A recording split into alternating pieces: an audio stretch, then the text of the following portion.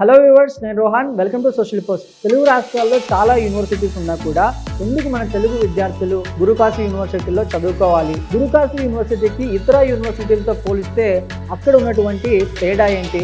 గురుకాశీ యూనివర్సిటీలో మన తెలుగు విద్యార్థులు చదువుకోవడం వల్ల వాళ్ళకి కలిగే ప్రయోజనాలు ఏంటి?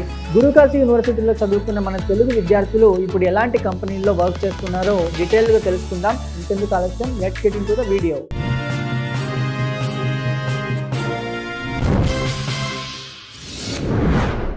నమస్తే పవన్ రెడ్డి గారు. నమస్తే అండి.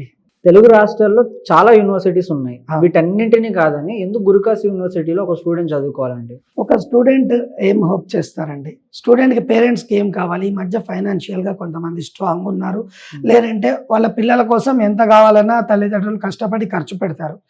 ఖర్చైనా ఒక చిన్న ఇంజనీరింగ్ కాలేజ్ తీసుకుంటే, అంటే వీఆర్ నాట్ నేమింగ్, ఒక దాని పేరు కాకుండా ఒక చిన్న కాలేజ్ తీసుకున్నా 10 లక్షలు మినిమం ఫీజు ఉన్నది.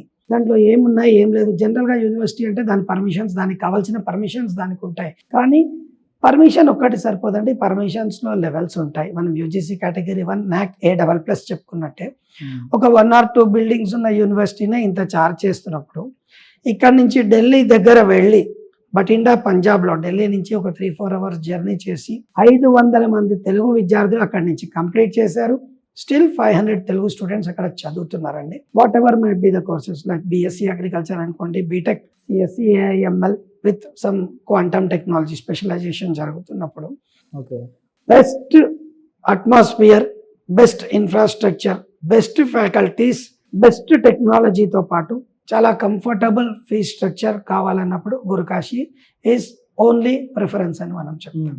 అంటే పంజాబ్లో ఉన్న గురుకాశీ యూనివర్సిటీతో కంపేర్ చేసుకుంటే, అంటే ఇతర యూనివర్సిటీలని ఈ యూనివర్సిటీతో కంపేర్ చేసుకుంటే దీనికి ఉన్నటువంటి ప్రత్యేకత ఏంటండి?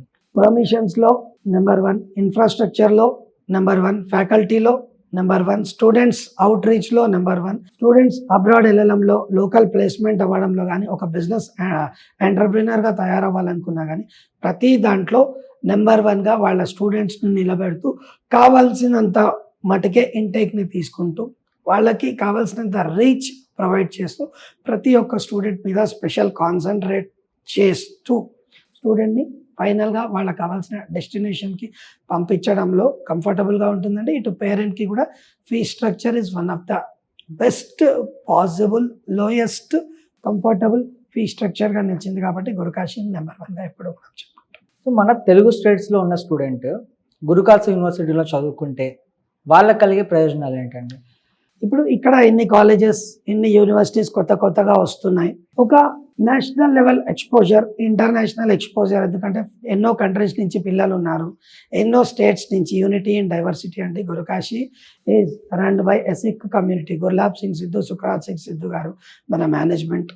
నెక్స్ట్ వీళ్ళు చాలా యూనిటీ ఇన్ డైవర్సిటీ అన్నది మనకు చూపిస్తారు. ఒకటే దగ్గర ఉన్నట్టు కాకుండా అట్లని అబ్రాడ్ వెళ్ళాలంటే కూడా చాలా స్ట్రెంగ్స్ ఉన్నాయి ఈ మధ్య మార్కెట్లో. మన క్యాపిటల్ సిటీకి దగ్గరలో ఎటువంటి ఇష్యూస్ లేకుండా చాలా ప్లెజెంట్ క్లైమేట్లో గురుకాశీ యూనివర్సిటీ అన్నది ఉంది. ఒక లాంగ్వేజ్ నేర్చుకోవాలన్నా కానీ, యూనిటీ ఇన్ డైవర్సిటీ తెలుసుకోవాలనుకున్నా కానీ, ఒక మంచి అట్మాస్ఫియర్లో కంఫర్టబుల్గా చదువుకోవడానికి, కంఫర్టబుల్ ప్లస్ స్టూడెంట్ వాళ్ళ ఫ్యూచర్ని ఎలా కావాలంటే అట్లా సెట్ చేసుకోవడానికి అన్ని రకాల అవకాశాలు ఉన్న యూనివర్సిటీ గురుకాశీ యూనివర్సిటీ. గురుకాశీ యూనివర్సిటీలో చదువుకున్న స్టూడెంట్స్ ఇప్పుడు ఎలాంటి కంపెనీలో వర్క్ చేస్తున్నారండి? చాలా టాప్ కంపెనీస్ అండి. IBM దగ్గర నుంచి, యాక్సెంచర్ దగ్గర నుంచి మొదలు పెడితే ఇన్ఫోసిస్ ఉన్నది. అగ్రికల్చర్కి సంబంధించి కూడా చాలా డిఫరెంట్ ఆర్గనైజేషన్, ఈవెన్ గవర్నమెంట్ కంపెనీస్లో చాలామంది గవర్నమెంట్ జాబ్ చేస్తున్నారు. మన స్టేట్స్లో కూడా వెళ్ళి చదివి వచ్చిన వాళ్ళు పిల్లలు చాలా దగ్గరలో మంచి అవకాశాలు పొంది ఉన్నారు.